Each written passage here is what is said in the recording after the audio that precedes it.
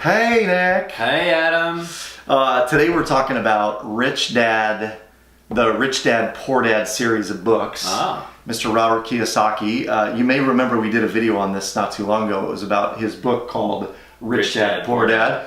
And this one is the second book in the series. It's called the Cashflow Quadrant.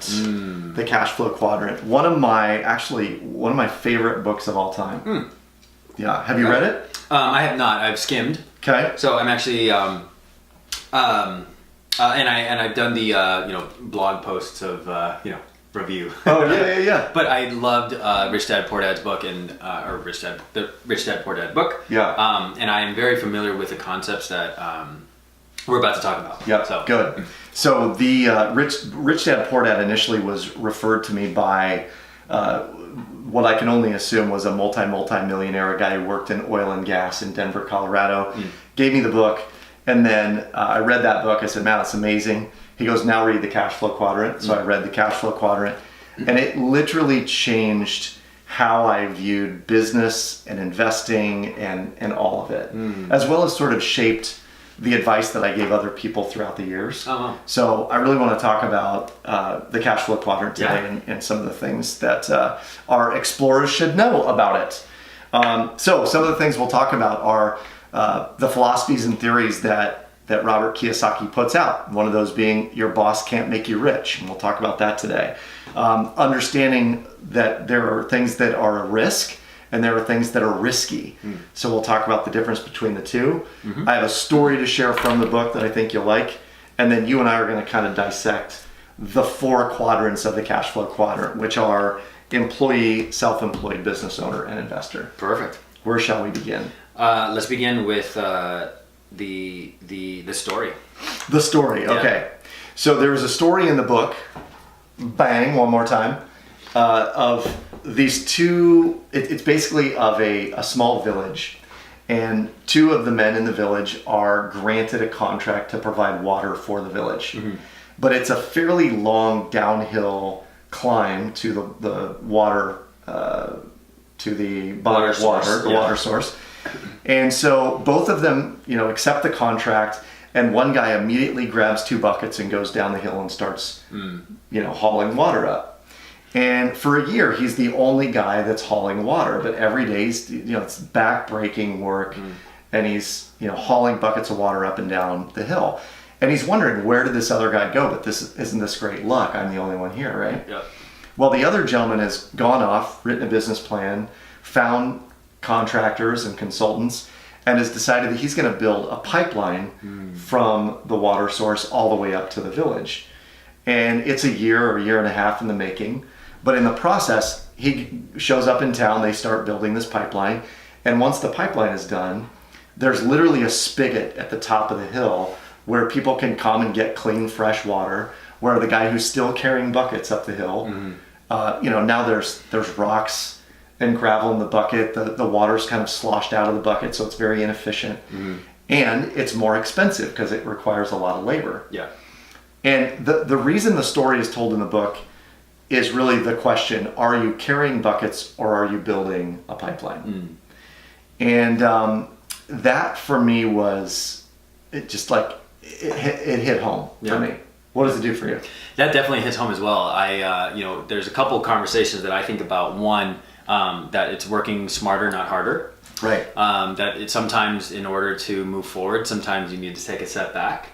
It also looks like sometimes people may seem like they're winning right now, but if you wait or give it some time, you'll actually see that what they're doing is, not necessarily sustainable. Right. So there's a lot that I could pick apart from it, but I really enjoy that story because the biggest takeaway for me is really how can I create a system that's going to essentially produce income, produce results, make a difference without me possibly even needing to be there. Yep, exactly. Which leads to the comment that Robert Kiyosaki makes in the book, and that is, your boss cannot make you rich.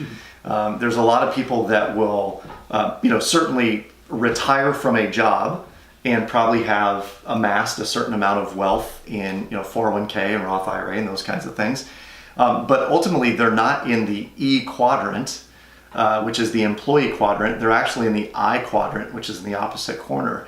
And the I quadrant is the investor quadrant. So Kiyosaki in his book, he says your boss can't make you rich because working for someone else is actually, it does the exact opposite in terms of creating wealth. Mm-hmm.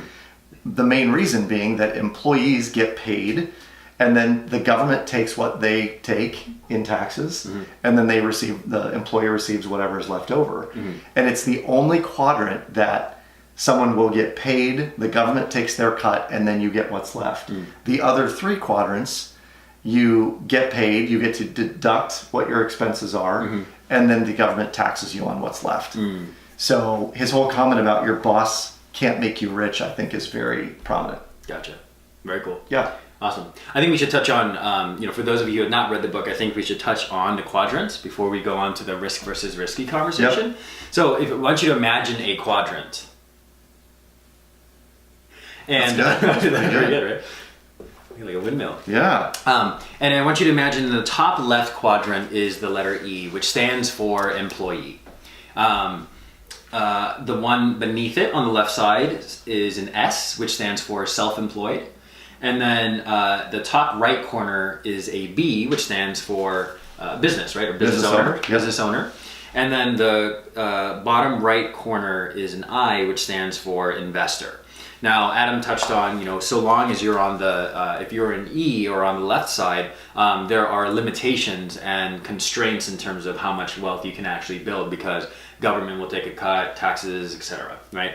So when you're on the right side of the quadrant, that's really where true long-term growth is the most fruitful and able to happen. Yep. Wealth is created on the right side of the quadrant, namely because when you are a business owner and an investor, it does not require your time. So the main difference between the left side of the quadrant and the right side of the quadrant is that on the left side, on the employee and self-employed side, you only get paid when you work. So an employee gets paid when they go in and they spend hours there. A self-employed person only gets paid when they're doing the work. Self-employed people might be realtors, consultants, doctors, dentists, hair salon, barbers and stylists. They only get paid when they're actually doing the work. But if they own a business or they're an investor, the business is actually making money regardless of their involvement in an ideal business. As an investor, your money is making money on a monthly basis. Mm-hmm. So true wealth is created on the right side of the quadrant, the business owner and investor side. Yeah. We're interested in building pipelines, not carrying. That's right. Amen. Yeah, hold my bucket real quick. Yeah, will you hold my bucket while I go build a pipeline? All right, so the next conversation is about understanding what is a risk and what is risky. So what comes up for you on that? So obviously this is a very basic general thing to say, but there is only a one letter difference. Yes. Right? So the Y, but literally creates two different worlds, the world of risk and then risky, right? So I'm sure you're gonna add on this, but risk, there's nothing wrong with risk. Mm-hmm. However, if you are being risky, there is an issue that can arise with that. So not all risks are necessarily risky, and there are definitely risk scales, right? Like if something's more risky or not. But I think for me, what comes up is really looking at, okay, how can I reduce risk?